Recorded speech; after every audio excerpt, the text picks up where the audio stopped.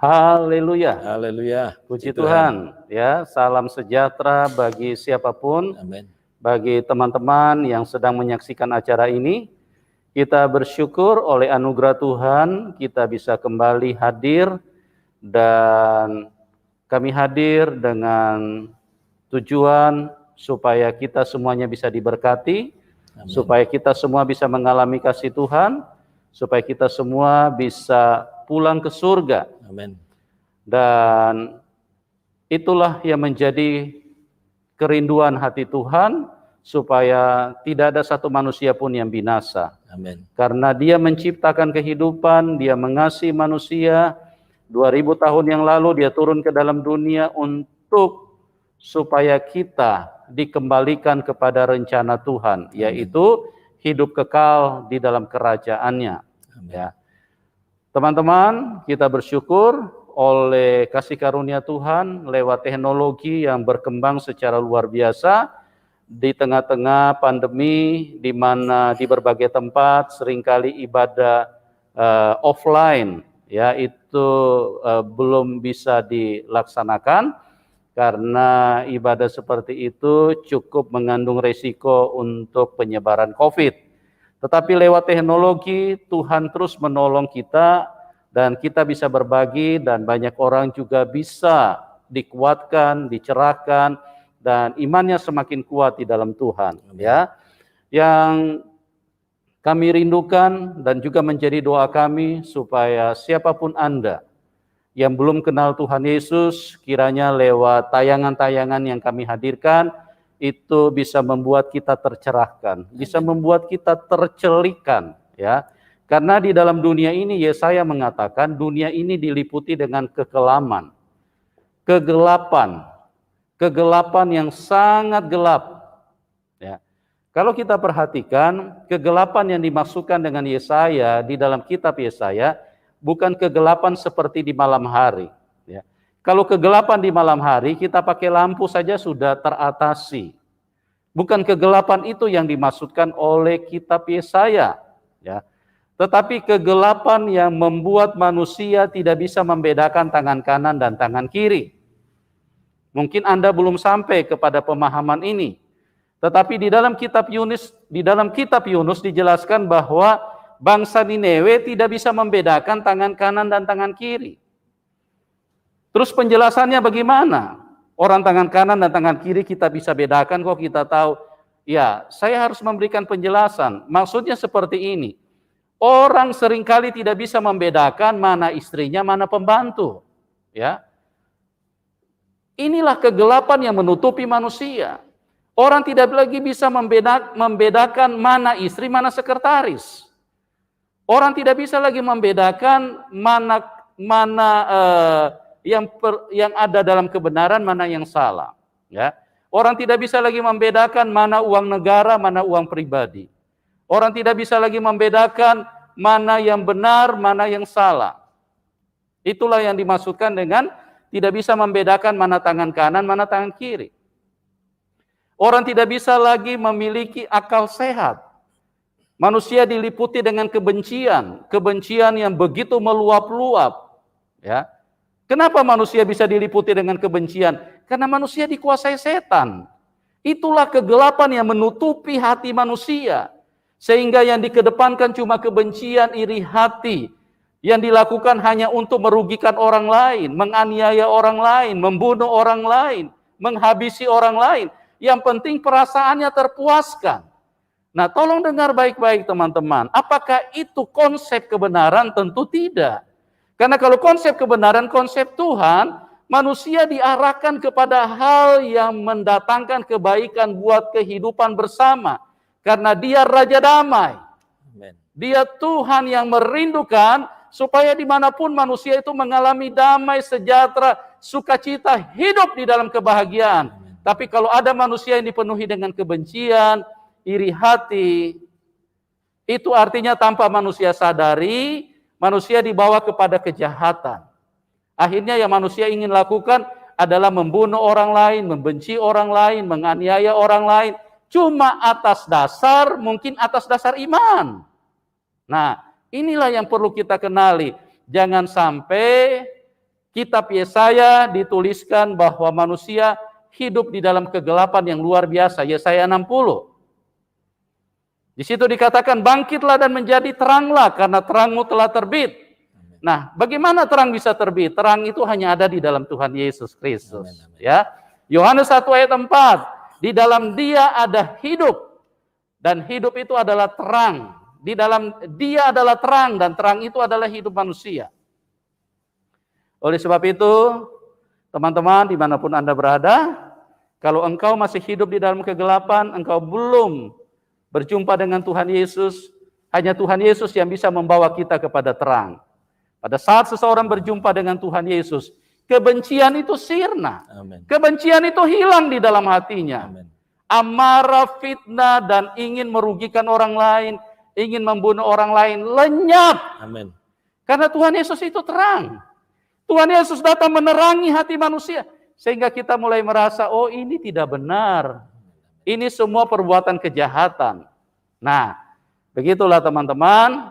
Ya, kami mengasihi siapapun Anda. Ya, karena kami dipanggil untuk mengasihi siapapun. Tuhan Yesus berkata, kasihilah sesamamu seperti dirimu sendiri. Ya, bahkan Tuhan Yesus berkata, kasihilah musuhmu, berdoalah buat mereka. Dari sini tidak bisa dibantah bahwa Dia adalah Tuhan. Ya, kasihilah musuhmu. Kasih yang begitu luar biasa. Kita sama-sama tahu bahwa Tuhan itu pengasih dan penyayang. Amen. Dia Allah yang pengasih dan penyayang. Nah, bagaimana kita bisa buktikan bagaimana itu bisa menjadi teraktualisasi di dalam logika kita yang terbatas ini? Ya dari pengajarannya. Kasihilah musuhmu, berdoalah buat mereka. Wow, luar biasa. Tidak bisa dibantah kalau ini firman Tuhan. Hanya karena kalau ada manusia yang logika mampet, nah makanya mereka selalu berkata, oh itu bukan firman Tuhan. Masa Tuhan mati di salib? Masa Tuhan berkolor? Masa Tuhan lahir dari rahim wanita? Nah, ini logika-logika mampet yang sudah dibodohi setan. Yang sudah disesatkan oleh kuasa kegelapan. Jangan sampai Anda termasuk dengan orang yang seperti itu. Ya, jadi berjumpalah dengan Tuhan yang benar, dan lewat tayangan-tayangan yang kami hadirkan, kami terus berdoa supaya itu bisa menjadi berkat bagi banyak orang.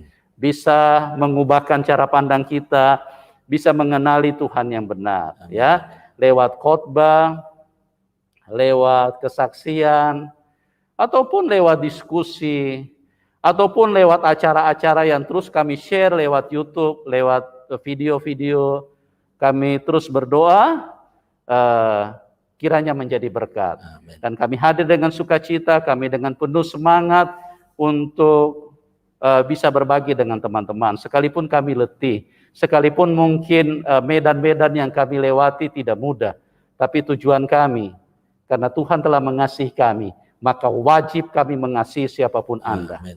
Oleh sebab itu teman-teman, kita bersuka cita oleh anugerah kasih karunia Tuhan. Pada kesempatan ini saya bersama dengan salah seorang narasumber yang luar biasa. Bagaimana narasumber yang sudah ada di samping saya ini, yang tadinya dari iman yang berbeda. Ya, dia tadinya agamanya Islam, tapi oleh kasih Tuhan, Tuhan jamah hidupnya. Nah, bagaimana kisah selengkapnya? Saya akan berdiskusi dengan beliau, ya. Karena meninggalkan iman yang lama itu tidak mudah, ya. Terus mengikut Tuhan Yesus juga itu bukan hal yang mudah. Nah, ini yang kita perlu dengarkan supaya kita bisa dikuatkan, diberkati. Oke, saya sapa dulu narasumber kita pada saat ini, Bapak Hendro. Selamat sore, Bapak. Selamat sore. Apa kabar, Pak? Luar biasa. Haleluya, ya. Orang kalau dijamah Tuhan Yesus itu, ya, dari senyumnya saja bisa membuat orang lain juga sadar, bisa membuat juga orang lain bertobat. Amin, amin. Kecuali kalau Anda mengeraskan hati, kecuali kalau Anda hadir hanya untuk menghina dan menjatuhkan orang lain, ya. Tetapi kalau orang yang hidup dengan rasional, dengan logika, dengan kerinduan untuk menjadi lebih maju di dalam hidup ini, melihat dari senyum orang-orang yang diurapi Tuhan saja, Anda pun bisa dijamah Tuhan. Amin. Ya, terima kasih Pak Hendro sudah bersama-sama dengan kami, dan ada begitu banyak teman-teman yang sedang menyaksikan pada kesempatan ini. Nah, pada kesempatan ini mungkin Bapak bisa ceritakan, ya, artinya dulu Bapak punya kegiatan agama sebelumnya nih, ya, di dalam iman Bapak yang sebelumnya, seperti apa Bapak menjalankannya, Pak? Baik, selamat sore, salam buat teman-teman yang menyaksikan acara ini. Senang ketemu pribadi luar biasa yang nun jauh dari Jakarta, mendarat di kampung. Puji Tuhan, haleluya. Puji Tuhan. Ya, Tuhan Yesus Pak yang mendorong puji ke Tuhan. sini. Ya. Diketemukan dengan kami yang bukan siapa-siapa dan bukan apa-apa. Wah, luar biasa, Bapak pilihan Tuhan. Terima kasih. Ya, kami punya latar belakang agama lama. Ya. Memang kami punya kesibukan sekuler yang berbarengan dengan agama tentunya, dan kami banyak menjalankan kerjaan agamawi sekaligus pekerjaan sekuler. Ya. Tapi saya barengi dengan doa puasa. Puasa cara lama. Agama yang lama. Oke. Ya. Dan di tengah perjalanan doa puasa 3 hari 3 malam itu di tahun 75, kami dipertemukan pada pribadi yang demikian agung, mulia. Memang sosoknya tidak sanggup kami mengamati secara detail karena sinar kemuliaannya demikian megah. Ya. Sehingga kami harus tertunduk, dan ketika pribadi tersebut mengenakan ikat seperti selendang pelangi di kepala saya, saya spontan mengatakan terima kasih Tuhan Yesus. Padahal seumur-umur perjalanan hidup saya semenjak 0 tahun sampai di tahun 75 tersebut saya belum pernah mengenal nama Tuhan Yesus. Tapi di dalam penglihatan tersebut spontan begitu diikat kepala saya dengan selendang pelangi yang kemudian di kemudian hari saya tahu itu pakaian imam. Ketika membaca Alkitab, saya spontan bisa mengatakan sebut Roh Kudus yang menaruh kata-kata terima kasih Tuhan Yesus. Oh, dahsyat sekali. Ya, luar biasa sekali ya. Jadi teman-teman, Bapak Hendro ini dia menjalankan kegiatan agamanya itu sangat-sangat taat, ya, bahkan sampai puasa-puasa 3 hari itu dia lakukan, ya. Jadi Bapak ini adalah orang yang sangat istilahnya beragama, ya, bertakwa kepada Tuhan. Tetapi yang luar biasanya, satu ketika Tuhan datang menghampiri Bapak ini, ya, lewat sebuah peristiwa yang sudah diceritakan tadi, dan Bapak Hendro tidak bisa menatap wajahnya karena terlalu mulia, terlalu luar biasa bersinar, sehingga Bapak Hendro hanya tertunduk, ya. Dan yang menarik sekali bahwa pada saat Bapak Hendro tertunduk, yang keluar dari mulutnya terima kasih Tuhan Yesus. Nah, ini kan aneh sekali. Beliau tidak pernah kenal yang namanya Tuhan Yesus. Bahkan mungkin cenderung tidak suka dengan nama itu, Pak ya. Oke. Jadi ini luar biasa pekerjaan Roh Kudus. Amin. Kalau orang dipilih oleh Tuhan, maka semua ikatan-ikatan, semua belenggu-belenggu, semua kegelapan-kegelapan itu diputuskan oleh Tuhan sendiri. Amin. Nah, pada saat diputuskan, yang keluar dari mulut Bapak Hendro tadi apa, Pak? Terima kasih. Wah, luar biasa sekali. Ya, inilah membuktikan bahwa Tuhan Yesus itu di atas segala-galanya. Amin. Oke, Pak, Bapak bisa cerita sedikit dulu sebelum Bapak berjumpa Tuhan Yesus, Bapak punya sikap terhadap Tuhan Yesus atau terhadap orang Kristen itu seperti apa, Pak? Kami memang tidak terlalu bermusuhan dengan atau anti dengan kekristenan. Hanya memang itu asing dari orang tua, dari nenek moyang saya semuanya nggak ada yang pernah menyampaikan kabar baik ataupun nama Yesus itu di telinga kami. Jadi memang bapak saya ada, ya sebut saja kiai begitu. Oh, bapak orang tua kiai. Iya, Oh, bapak orang luar tua sebut biasa saja sekali. kiai, sehingga bagian ini yang namanya Tuhan Yesus itu betul-betul asing sama sekali, tidak dikenal. Tidak Tidak dikenal. dikenal di keluarga, di komunitas, maupun di tempat pekerjaan. Karena memang tempat bekerja di mana kami bekerja di BUMN itu mayoritas adalah agama lama. Agama lama. Oke. Kalaupun toh ada orang Nasrani, tidak ada yang memperkatakan sesuatu yang mengatakan bahwasanya Yesus itu Tuhan. Oh. Jadi nggak ada yang di kantor kami itu ada 1-2 orang. Beliau memiliki posisi kepala bagian, tapi belum pernah beliau menyampaikan kabar baik ataupun Yesus itu baik. Gitu ya. Iya. Jadi tidak terlalu terpancing emosi, terlalu terpancing kebencian sama sekali tidak, karena memang tidak dikenal. Oh, tidak dikenal. Iya. Nah, setelah Bapak mengatakan terima kasih Tuhan Yesus, itu reaksinya, pengaruhnya di dalam hidup Bapak itu seperti apa? Oh, begini Bapak. Ya. Jujur, dulu kami memiliki temperamental yang demikian meledak-ledak, tidak bisa damai dengan diri sendiri, apalagi dengan orang lain. Apalagi kalau yang namanya kerja mengejar target, itu bisa-bisa tim dikorbankan demikian rupa hanya untuk mengejar target. Apalagi kok menyampaikan kasih ataupun solidaritas, pokoknya tim harus bekerja demikian luar biasa, kerja siang malam, kerja target dan lain sebagainya, goalnya untuk popularitas. Pokoknya yang intinya memuaskan Bapak ya, begitu. Betul. Di luar memuaskan itu dianggap harus disingkirkan. Iya, betul. Disingkirkan, betul. Nah, setelah Bapak berjumpa dengan pribadi yang Bapak katakan terima kasih Tuhan Yesus, bagaimana Pak reaksinya? Ya, damai sejahtera, langkah-langkah perjalanan hidup mulai tertata, yang dulunya random, acak demikian rupa, mulai tertata demikian rupa. Baru tahun 82 itu saya ada sebuah magnet yang demikian kuat untuk datang beribadah di sebuah gereja. Oh, begitu.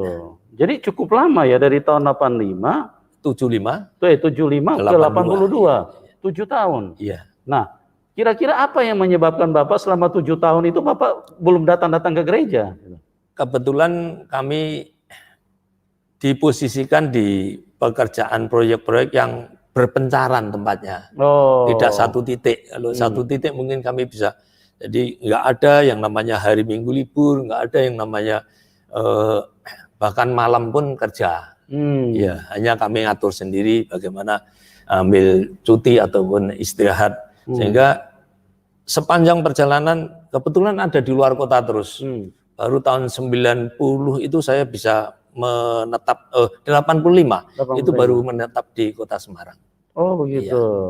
Ya. Dari Sulawesi menetap di Semarang, sehingga yang namanya gereja itu memang betul-betul enggak pernah kebayang, enggak pernah terbersit, apalagi menjadi orang Kristen. Sekalipun waktu itu sudah mengatakan terima kasih Tuhan Yesus, tapi belum pernah ada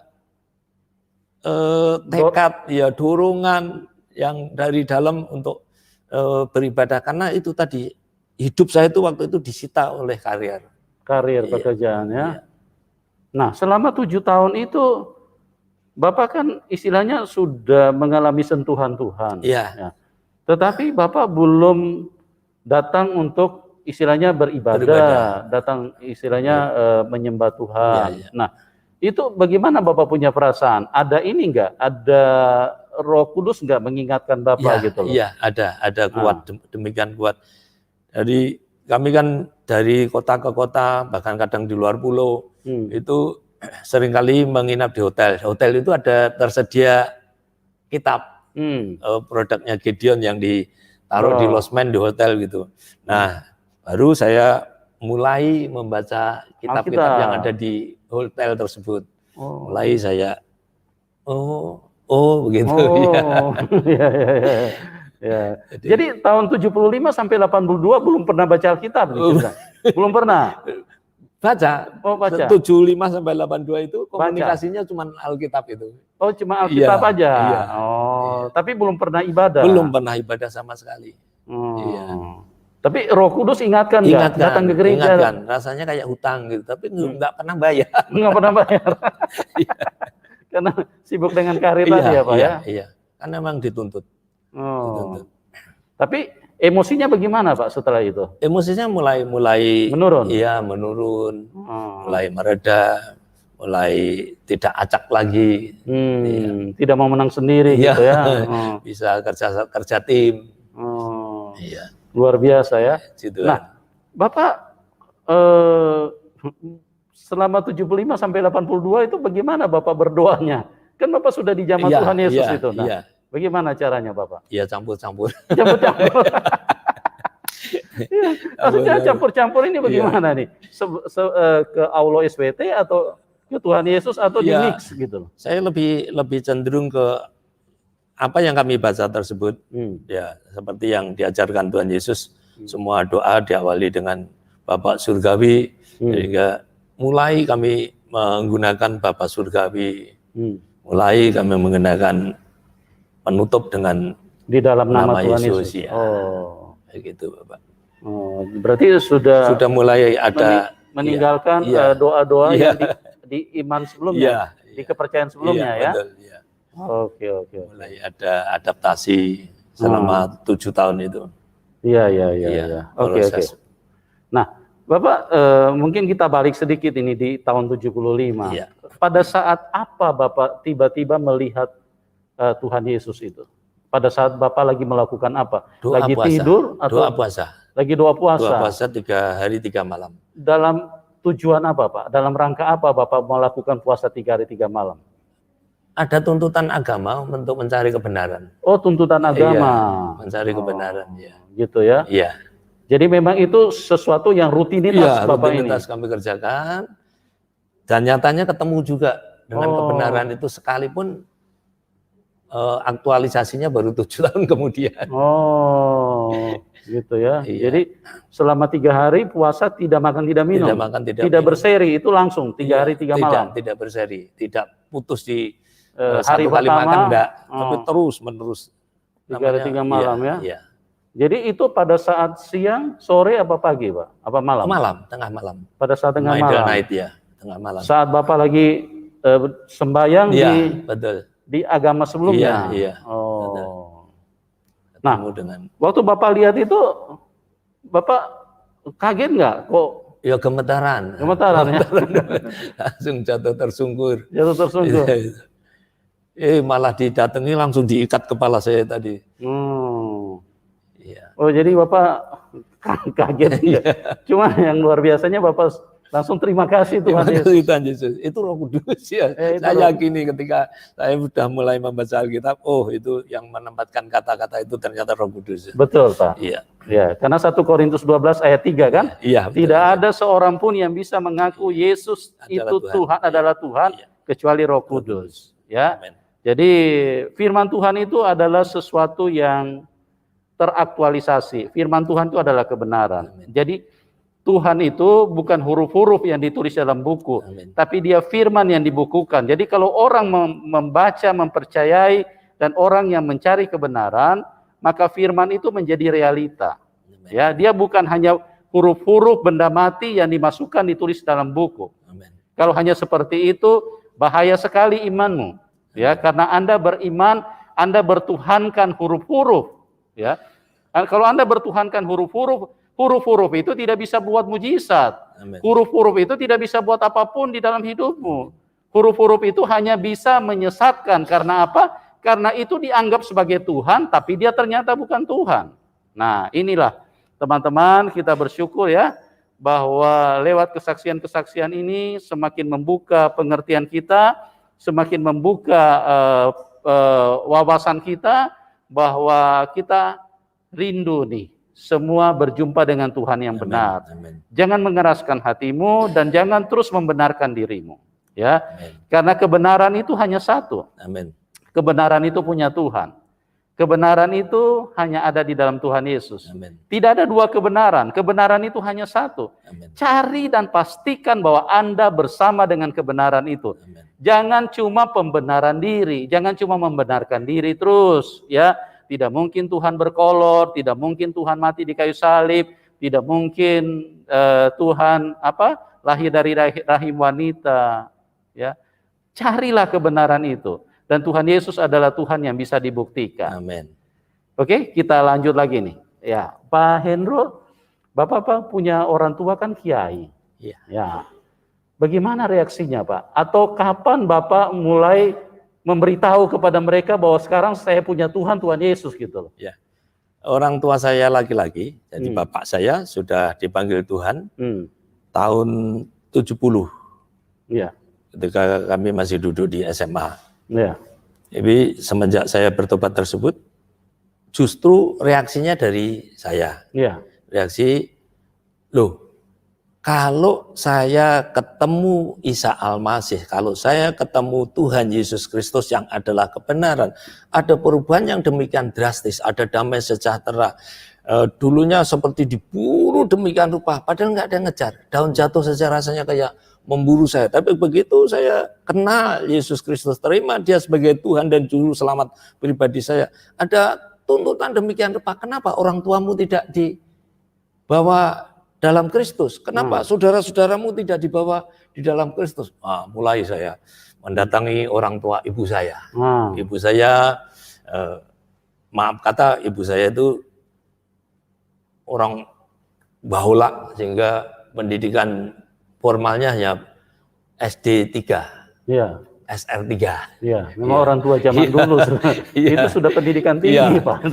Mulai saya menginjil kepada orang tua, saudara, kakak, adik, semua saya injili satu persatu.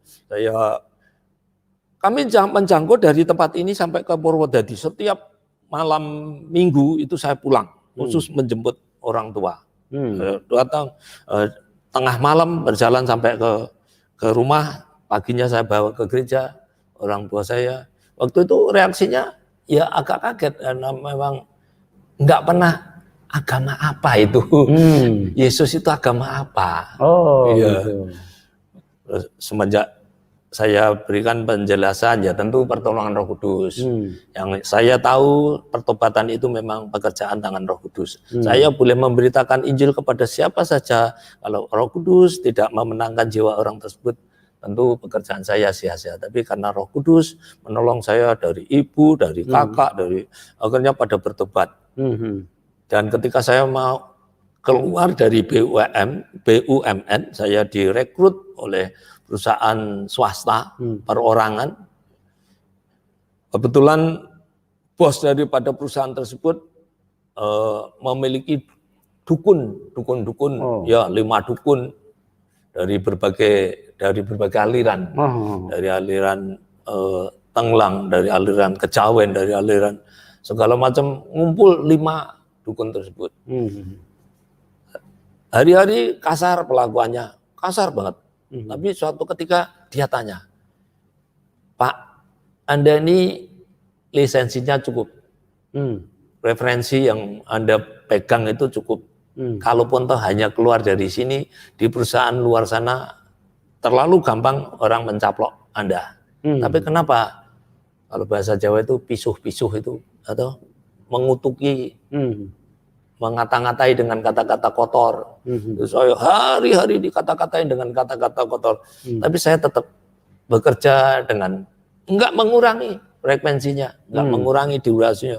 Bahkan saya semakin meningkatkan supaya bisa dikenal Kristen ini seperti ini. Luar biasa. Suatu ketika pimpinan perusahaan tersebut tanya, Pak, saya ingin tahu rahasianya apa.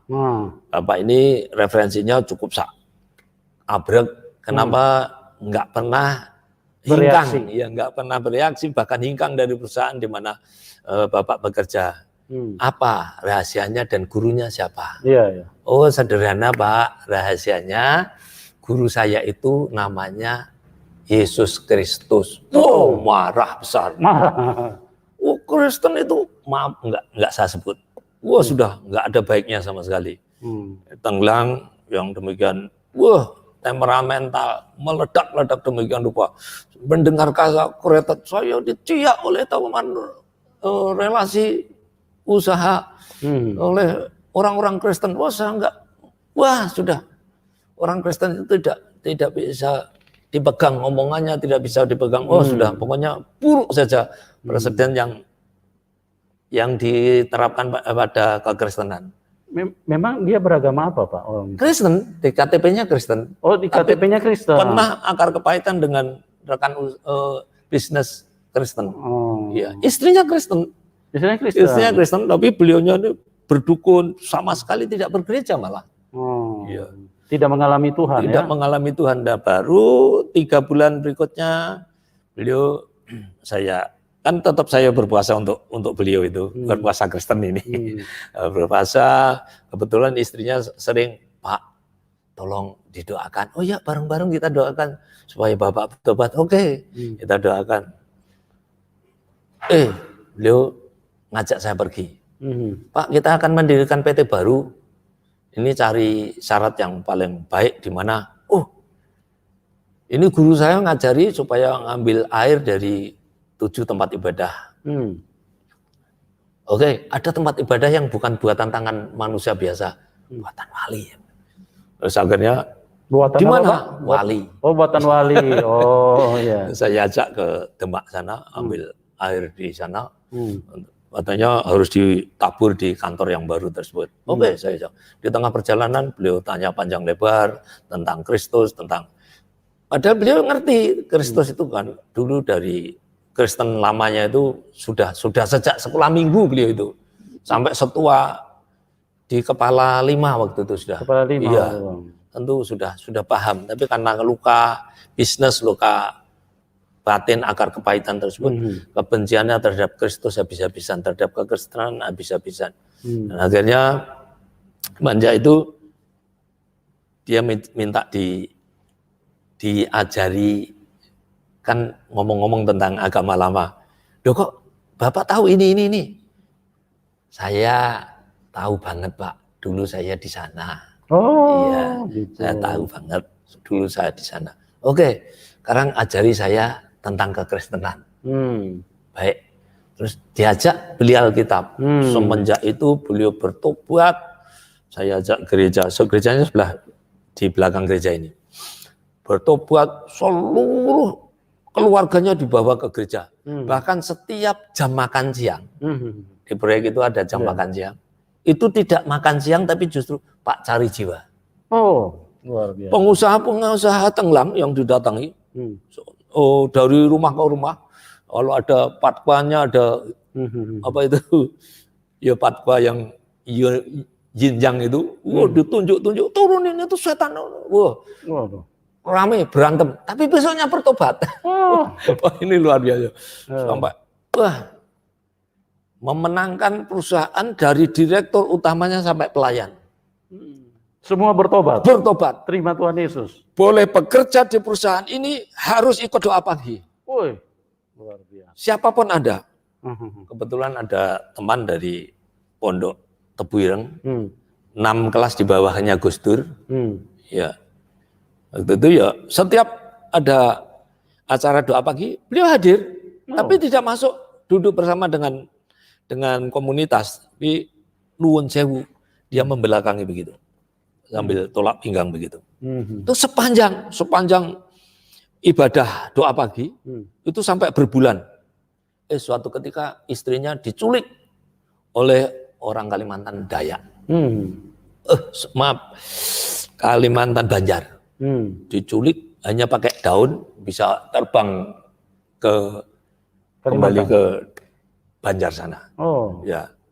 Terus akhirnya teman saya ini, kebetulan dia pemimpin di lingkungannya, pemimpin agama. Dia punya komunitas enggak kurang dari 75 tokoh, bukan 75 jemaat, tokoh. Dia keluar dari rumah sambil keliling. Yesusku sanggup mengembalikan istriku. Wih. Betul, doa puasa dia. Saya tidak akan berhenti doa puasa sebelum istri saya kembali. 7 hari belum kembali, 14 hari datang, betul-betul datang. Istrinya datang. Istrinya datang. Enggak nemui istrinya, justru dia keliling kampung di 75 anak buahnya dulu ikutnya. Sambil mengatakan, Yesusku luar biasa, Yesusku luar biasa, istriku dikembalikan. Ini terus story. Haleluya. Haleluya. Ya. Semenjak itu, semakin mengembang demikian. Pada hari keberapa Pak itu kembali? 14. 14 hari. Jadi dia puasa 14 hari, siang malam tanpa makan. Siang malam tanpa makan. 14 hari non-stop itu Pak? Non-stop. Tidak berseri? Tidak berseri. Tidak Luar sekali biasa. makan. Tapi Tuhan memang luar biasa. Dan petobat ini rata-rata orang agama lama memang orang-orang hebat dalam hal dalam ini. kebatinan ya Pak ya? Iya. Luar biasa Dia ya. mempertaruhkan isi perutnya itu dengan Tuhan berani dia. Jadi datang itu dengan cara apa Pak? Tiba-tiba istrinya sudah datang? Sudah dikirim ke Arab. Istrinya? Iya, dikirim. Sudah dikirim ke Arab? Iya, dikirim ke Arab lewat waktu itu belum ada pesawat, lewat kapal. Nggak tahu caranya. Kok dibelokkan bisa kembali ke Indonesia? Kota Semarang? Iya. Oh. Masih di Kalimantan kan, Banjar. Oh. Iya. Bisa dikembalikan Balikan ke Semarang? ke Semarang. Waduh. Itu Tuhan luar Yesus biasa. luar biasa. Tuhan Yesus dahsyat. Dasar, Tuhan hebat, Yesus dialah luar Tuhan biasa. satu-satunya. Haleluya. Dialah yang berkuasa Amin, teman-teman. haleluya. Jangan lama-lama ya. Anda harus ketemu, karena kalau Anda ketemu dengan Tuhan Yesus, maka kasihnya, kuasanya, kebaikannya Amin. hadir di dalam Amin, hidup. amin. Ya. Oke Pak, Bapak bisa ceritakan sedikit orang tua bagaimana Pak reaksinya Pak? Oh. Marah-marah nggak waktu Bapak mulai ajak? Awalnya ya sempat. Itu kan tadi ibu. Iya. Nah kalau ayah? Ayah kan sudah dipanggil Tuhan. Oh ayah sudah meninggal Iya. tahun 70. Iya. Ya, oke. Nah, terus setelah itu bagaimana Pak kejadiannya? Reaksi keluarga. Iya, reaksi keluarga. Yang banyak reaksi itu justru keluarganya istri. Oh, keluarga istri. Kebetulan keluarga istri itu orang fanatik semua, sehingga banyak menteror istri. Oh, banyak Tapi kalau menteror. keluarga saya justru ikut langkah yang kami ambil.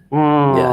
Tapi kalau keluarga istri sampai hari ini itu Sampai hari ini masih cukup masih ada serangan-serangan fajar ya Pak. Iya. Tapi orang kalau sudah di dalam Tuhan Yesus itu berubah luar biasa. Kalau dulu ini Bapak Hendro ini temperamental ya, yang super ya, super height punya. Tapi begitu di dalam Tuhan Yesus ya itu sesuatu yang luar biasa. Dan pada saat diperlakukan yang tidak baik dalam perusahaan, pada saat tekanan, hinaan dan semua hal-hal yang merugikan, Pak Hendro tidak membalas. Sampai pimpinan perusahaannya pun dimenangkan. Amin. Bertobat ikut Tuhan Yesus. Karena kuasa Tuhan Yesus itu bekerja di dalam beliau. Oh luar biasa sekali. Bahkan sampai pelayan. Hah? Sampai pelayan. Sampai pelayan. Waduh, luar biasa. Jadi semua itu Pak. Iya, kami injili satu persatu. Akhirnya mereka masing-masing bertobat. Sampai pimpinan tersebut berani mengatakan semua karyawan yang ada di sini harus ikut doa pagi. Doa pagi. Tanpa menyebut agama. Oh, paling tidak dibawa ke Tuhan kan. Nanti biar ketemu sendiri Pak. Ya sama dengan Bapak juga kan. Iya. Cuma berdoa, akhirnya Tuhan Yesus yang datang. Semua ikut doa. Ya paling ekstrim satu tadi yang. Iya. Luar biasa. Oke Pak, Bapak bisa cerita lagi tentang mujizat-mujizat apa aja lagi Pak, biar bisa menguatkan teman-teman. Mujizat yang Bapak alami setelah Bapak ikut Tuhan Yesus. Ya kesembuhan. Kesembuhan dari keluarga saya. Bahkan sampai hari ini saya punya kakak itu dukun. Oh, kakak dukun. Ya, dukun betul-betul dukun. Koleganya itu ada yang dari Surabaya, di Purwodadi, di pedalaman di tengah hutan sana, perkampungannya. pada datang sana. Apalagi kalau calon-calon dewan dan lain sebagainya, musim calonan itu biasanya datang ke sana. Sampai hari ini dia masih mengibarkan bendera perdukunannya. Tapi ketika suatu saat digigit ular, sampai nyaris lumpuh, saya dipanggil oleh kakak saya. Kakak saya sudah saya menangkan kalau istrinya itu kakak saya, yang suaminya itu yang dukun. Latar belakangnya dari daerah Klaten sana. Jadi istrinya sudah percaya Tuhan Yesus, Ya, sudah bertobat. Tapi dia tidak bergereja. Tidak bergereja. Karena di bawah pengaruh suaminya. Tapi tetap punya iman percaya kepada Tuhan Kristus. Yesus, Ya.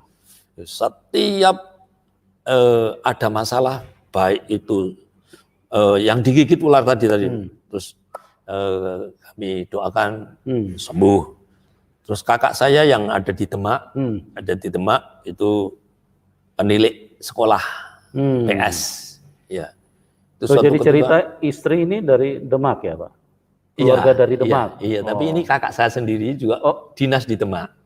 Kakak, Bapak, berarti Bapak punya ipar yang dukun tadi? Ipar saya ada di Demak.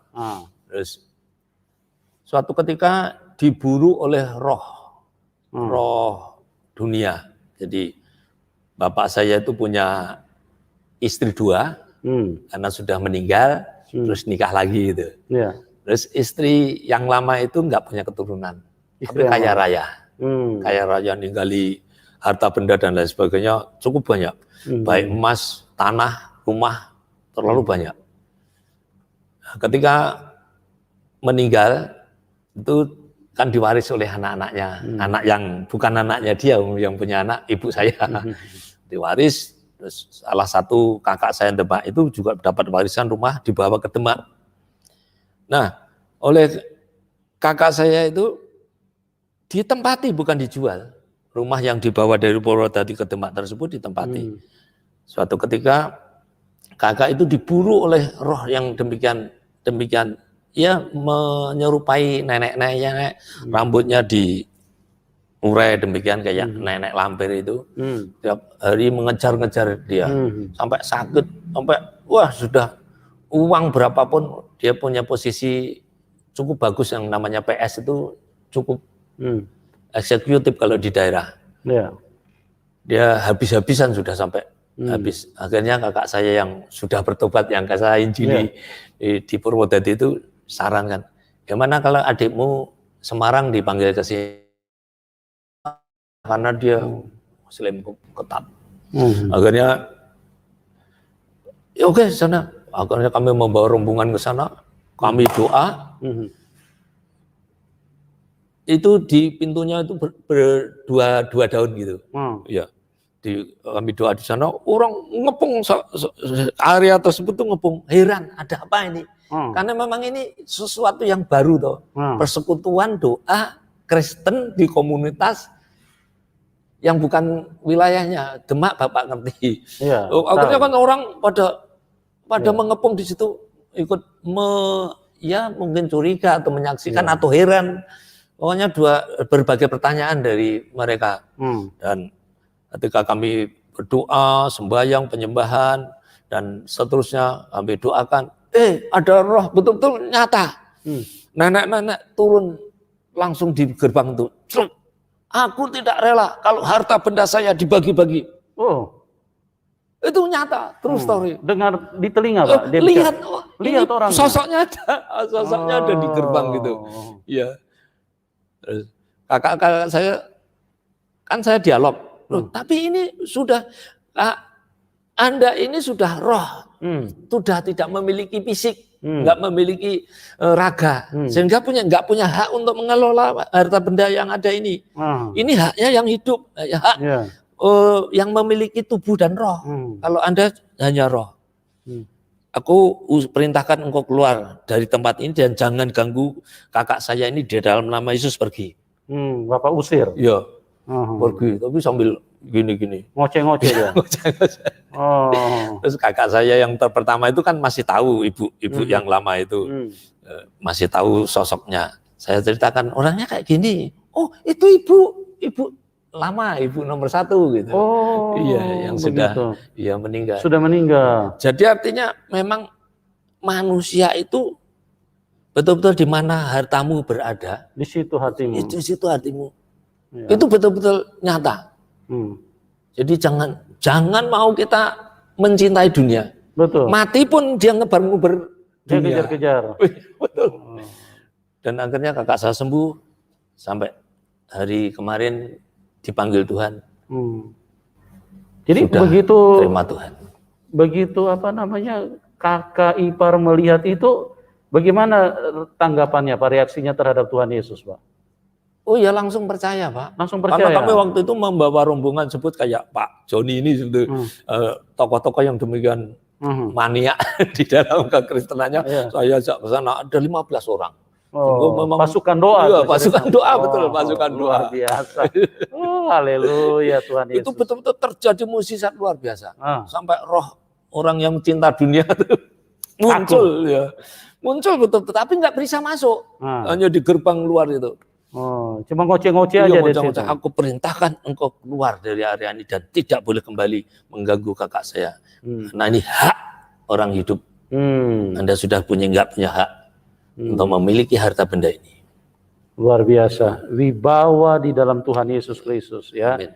Seorang Bapak Hendro pada saat Roh Kudus hadir, amin, dia punya wibawa untuk mengusir semua roh jahat. Amin, amin. Karena yang bisa mengalahkan setan itu hanya Tuhan Yesus. Amin, amin. Yang bisa menang, yang bisa bangkit dari kematian, yang bisa menjebol kubur itu hanya Tuhan Yesus. Amin. Tidak ada nabi yang bisa keluar dari kuburan. Amin, amin. Semua terkunci di dalam. Benar. Ya, menunggu kuasa Tuhan. Tapi Tuhan Yesus, kuburan tidak bisa tahan dia, setan tidak bisa tutupi dia. Karena dia tidak pernah berbuat dosa, dia hanya melakukan penebusan. Amen. Makanya pada waktu dia mati, kubur jebol. Amen. Itulah kemenangan buat hidup manusia. Amen. Setiap orang yang percaya kepada Tuhan Yesus, maka dia akan bangkit di dalam kemenangan. Amen. Ya, amen. Dia akan pulang ke dalam kerajaan surga. Amen. Dia bangkit. Itulah Tuhan Yesus Kristus. Luar biasa, Pak, ya. Tuhan. Jadi sangat luar biasa Bapak punya kesaksian ini, memberkati, menguatkan banyak orang. Tuhan.